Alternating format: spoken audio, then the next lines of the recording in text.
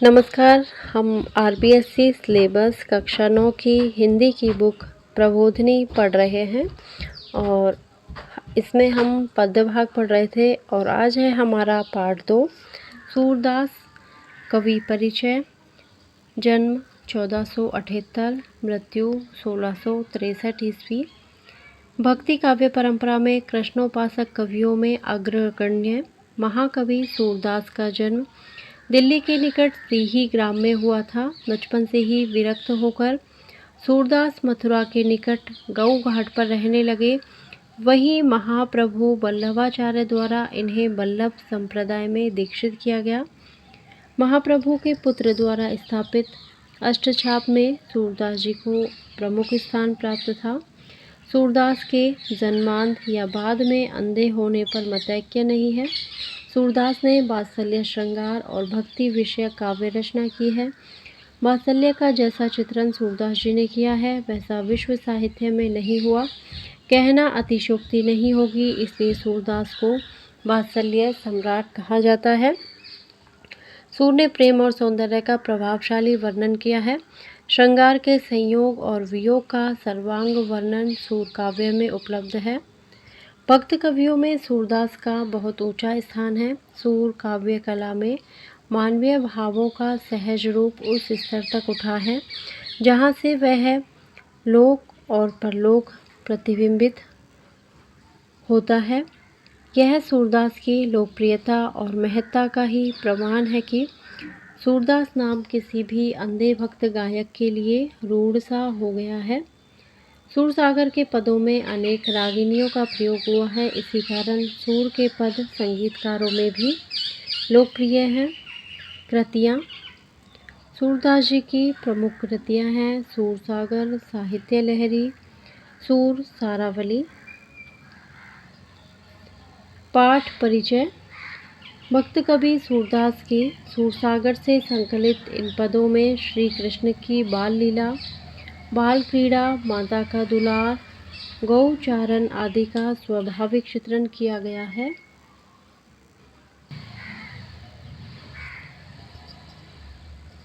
सूरदास के अंधे होने के बावजूद इन पदों में सजीव से वर्णन उनके अंतरचक्षु की दिव्य दृष्टि का आभास होता है।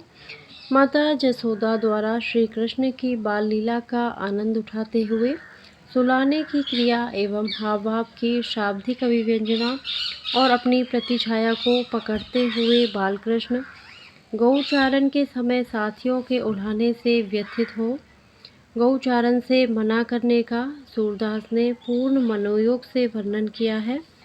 इन पदों से सूरदास की श्री कृष्ण के प्रति आत्मीयता का प्रत्यक्ष आभास होता है। सूरदास जी के पद हैं। पहला पद है, जसोदा हरिपाल ने झुलावे, हलरावे दुलरावे, मलहावे जोई सोई कछु गावे। मेरे लाल को आऊ निंदरिया, काहे न आनी सुलावई, तू काहे न बेगी से आवई, तो को कान बुलावई। कबहू पले हरि मूंद लेत हवई, कबहू अंधर फरकावई। सोबत जाने मौन हवे रही रही, करी करी सैन बतावई। इही अंतर अकुलाई उठे हरि जसमति मधुरई गावई। जो सुख सूर अमर मुनि दुर्लभ, सो नंद भामिनी पावई। तो शब्दार्थ देखते हैं। हलरावई, हलरावई मतलब हिलाना, हिलाती है। मलावई मतलब झुलाना। बेगी, बेगी माने जल्दी। अधर, अधर मतलब है होठ। सैन, सैन का मतलब होता है संकेत या इशारा। इही, इही अंतर का मतलब है इसी बीच। इही अंतर मतलब इसी बीच। भामिनी, भामिनी का मतलब है पत्नी।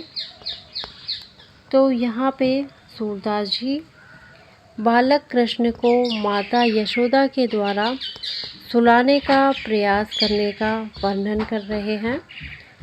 इस पद में सूरदास जी कहते हैं कि माता यशोदा बालक कृष्ण को पालने में लिटाकर, जसोदा हरि पालने झुलावे, मतलब कृष्ण को पालने में लिटाकर झुलाती है। यह वात्सल्य भाव से पालने को हिलाती है। बालक को दुलरावे मतलब प्यार करती है, पुचकारती है, मल्हावे झुलाती है। जोई सोई कछु गावे, और जो कुछ भी उनसे गाना आता है यानी कि वो मधुर लोरी सुनाती है और मधुर लोरी वो गाती है। वह गाने लगती है कि मेरे लाल को आओ निंदरिया। वो अपनी लोरी में गाती है कि अरे नींद, तू मेरे प्यारे बालक के पास आकर इसे जल्दी से सुला दे। काहे न आनी सुलावे, तू किस लिए जल्दी से नहीं आ रही है, क्यों नहीं आ रही है, जल्दी से आ जा और मेरे कान्हा को सुला दे। तू काहे न बेगी सी आवे, तो को कान बुलावे। कान बुलावे मतलब मेरा कान्हा तुझे बुलाता है, तू जल्दी से क्यों नहीं आ जाती। कबहू पलय हरी मूंद लेत हवे, पलय मतलब पलक।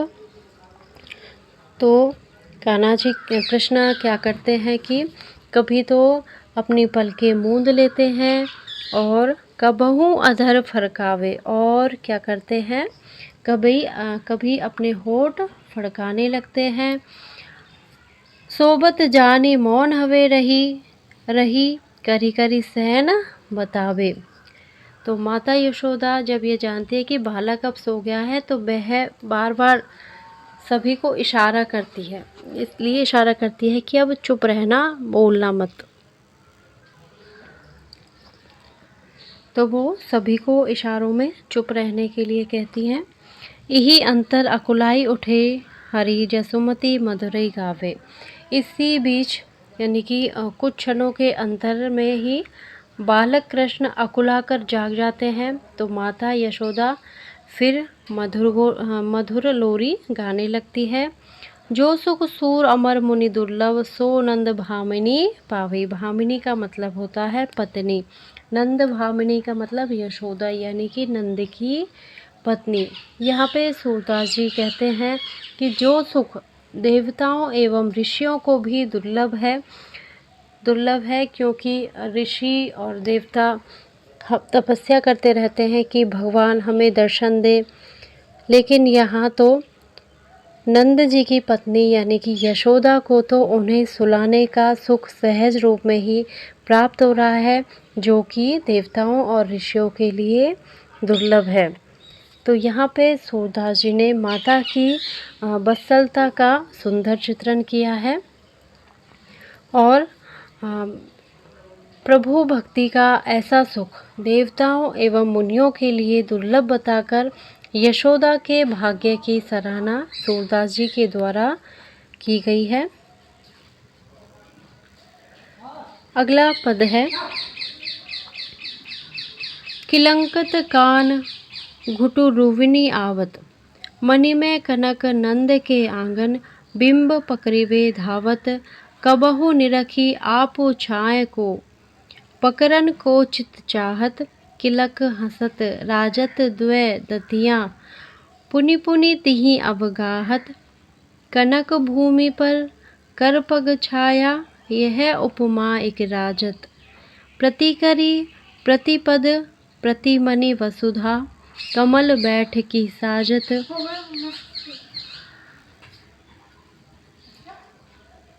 बाल दशा सुख निरखी जसोदा, पुनि पुनि नंद बुलावत, अचरा तरले ढाकी, दूर के प्रभु जननी दूध पियावते।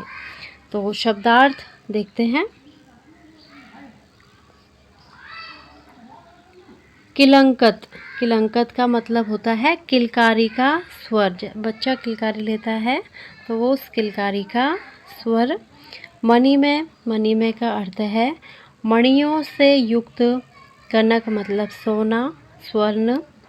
बिंब का मतलब है अपनी छाया अथवा परछाई। धावत माने दौड़ना। निरखी, निरखी मतलब होता है देखकर या देखना।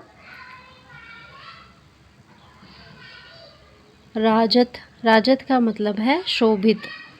राजत का अर्थ है शोभित। कनक का मतलब है स्वर्ण या सोना।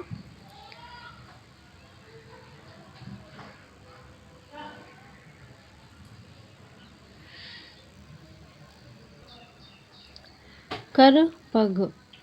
कर का मतलब है हाथ, पग पैर।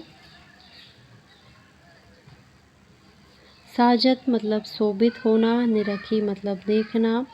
अंचरा, अचरा का मतलब होता है आंचल के नीचे। अचरा तर, अचरा तर का मतलब होता है आंचल के नीचे। तो अर्थ देखते हैं। किलंकत कान घुटरूबनी आवत। सूरदास जी इस पद में बालक कृष्ण की लीलाओं का सरस वर्णन कर रहे हैं और सूरदास जी कहते हैं कि बालक कृष्ण घुटनों के बल चलकर आते हुए, घुटरूबनी का मतलब होता है घुटनों के बल आते हुए, घुटनों के बल चलता है ना बालक, ऐसे ही कृष्ण जी के रूप का वर्णन कर रहे हैं कि वे घुटनों के बल पर चल के आते हैं और किलकारियाँ भरते हैं, यानी कि खुश होते हैं। मणि में कनक नंद के आंगन बिंब पकड़वे धावत। और जो नंद जी के आंगन में सोने की मणियाँ जड़ी हुई हैं, जिनमें पढ़ने वाली अपनी छाया को पकड़ने के लिए वे दौड़ते हैं।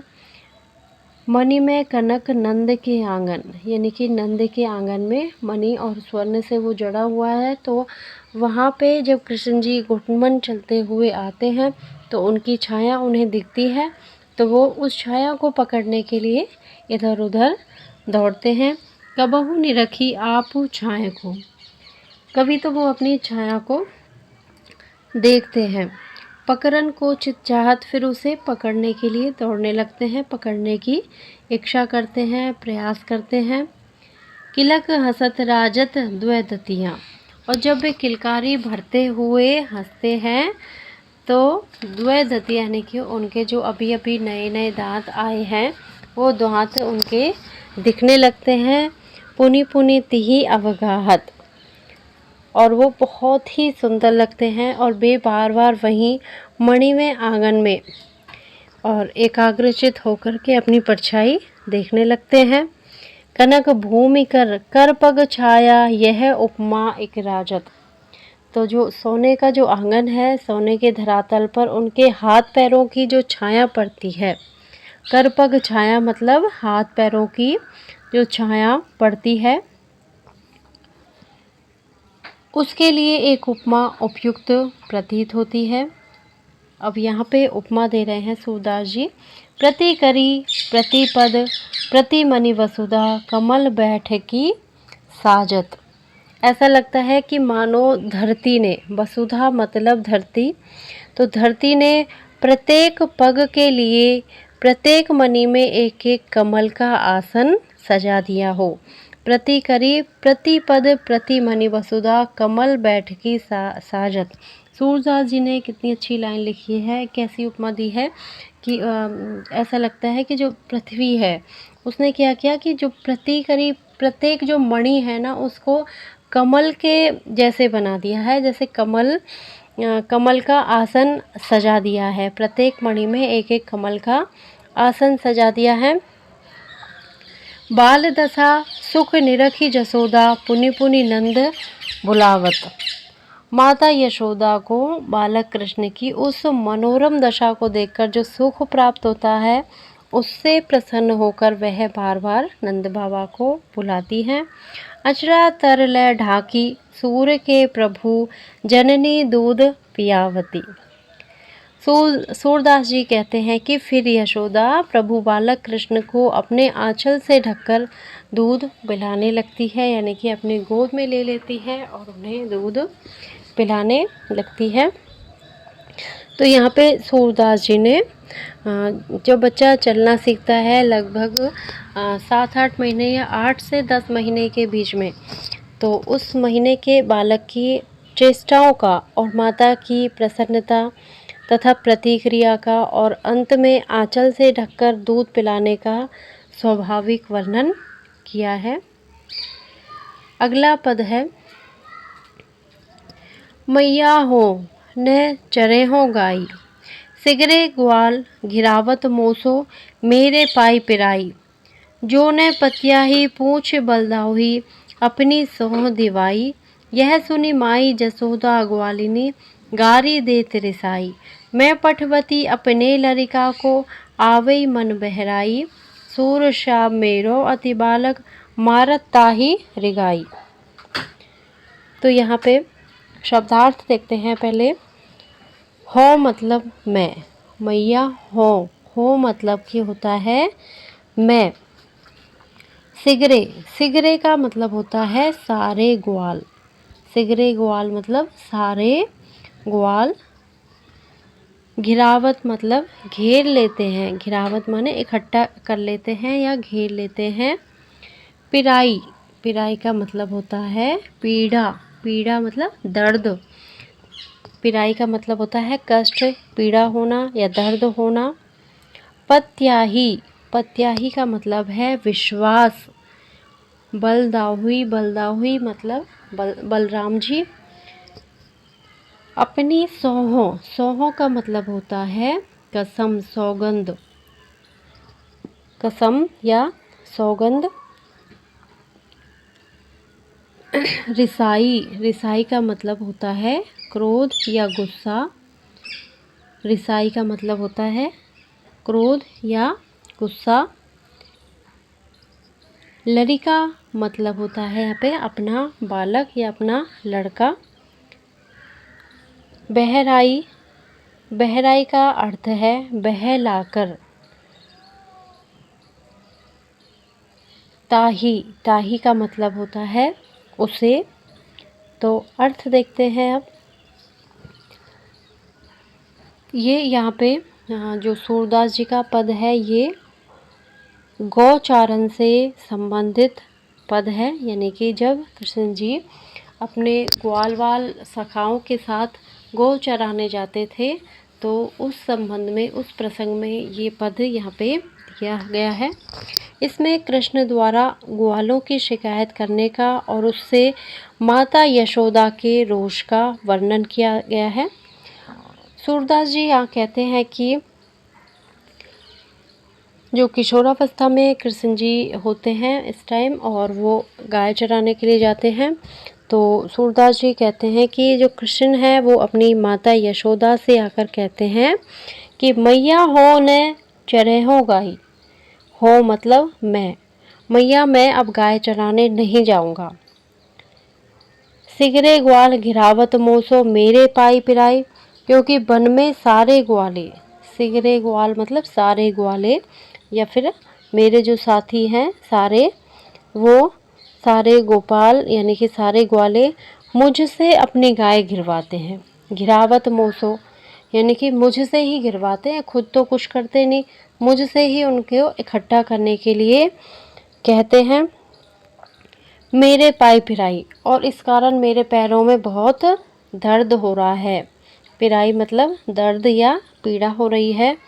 जो न पत्याही पूछ बलदाहुई, पत्याही का मतलब है विश्वास। ये पत्याही, पत्याही का मतलब होता है विश्वास। तो वो कृष्ण जी कहते हैं यशोदा मैया, यदि आपको मेरी बात के ऊपर विश्वास नहीं हो रहा है तो पूछ ही बलदाऊई, तो आप बलदाऊ से पूछ लेना। बलदाऊ मतलब बलराम, तो आप बलराम को पूछ लेना। अपनी सौह दिवाई, और अपनी सौगंध दिवाकर उनसे पूछना तो वो सच सच आपको बतलाएंगे।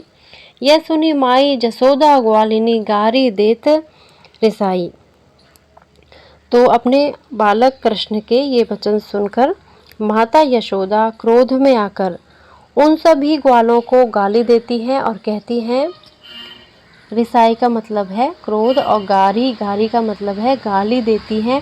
क्रोध होकर उन जो ग्वाले हैं उन पर क्रोध होकर उन्हें गाली देती हैं। मैं पठवती अपने लड़िका को। वो माता यशोदा कहती हैं कि मैं अपने लड़के को, लड़िका मतलब लड़के को, इसलिए ग्वालों के साथ भेजती हूँ कि यह आवई मन बहराई, बहराई मतलब बहला कर, कि वो अपना मन बहला कर आ जाएगा, यानी कि उसका वो घूमेगा फिरेगा तो उसका मन थोड़ा बहल जाएगा। मैं तो इसलिए भेजती हूँ। सूर श्याम मेरो अति बालक मारत ताहि रिगाई। सूरदास जी कहते हैं कि माता यशोदा कहने लगी कि मेरा बालक अतीव सरल स्वभाव का है और ये चुगलखोर ग्वाले इसे मारते पीटते हैं। तो यहाँ पे यशोदा मैया उन ग्वालों के ऊपर गुस्सा करती हैं कि मैं तो इन ग्वालों के साथ इसलिए भेज देती हूँ कि मेरा बालक अभी छोटा है और इसका मन बहल जाएगा, लेकिन ये तो सारा काम ही मेरे बच्चे से करवाते हैं, मारते पीटते हैं, और इसलिए यशोदा माता उनको गाली देती हैं और उनके ऊपर गुस्सा करती हैं। तो यहाँ पे सूरदास जी ने बालक कृष्ण की बहलाने वाली और माता के सहज ममता में स्वभाव का वर्णन किया है। अब देखते हैं इस पाठ के प्रमुख शब्दार्थ। किलकत, किलकत का अर्थ होता है किलकारी का स्वर, बच्चे की किलकारी का स्वर। सिगरे मतलब सब। मलहावे झुलाती। कनक सोना। बिराई दर्द होना। यहाँ पे ये पिराई है, विराई नहीं है, पिराई, पिराई का अर्थ है दर्द होना। कबहू कभी। हलरावे हिलाती। मणि में यानी कि मणि से जड़ी हुई, मणि जड़ित। गिरावत इकट्ठा करना। बेगही, बेगही का अर्थ होता है शीघ्र। धावत, धावत का मतलब दौड़ते हैं। पत्याही, पत्याही का मतलब विश्वास। रजत चांदी जैसी। सौ, सौ का अर्थ होता है सुगंध। वसुधा। धरती घुटरूबनी यानी कि घुटनों के बल चलना। सैन इशारा। अवगाहत देखते हुए। भामिनी का अर्थ है स्त्री और निरखी मतलब देखकर। और इसी के साथ ही हमारा ये पाठ पूरा होता है। अगर आपको मेरा वीडियो पसंद आता है तो प्लीज़ इसे लाइक करें, शेयर करें, और मेरे चैनल पे यदि आप नए हो तो मेरे चैनल को सब्सक्राइब करें। Thank you.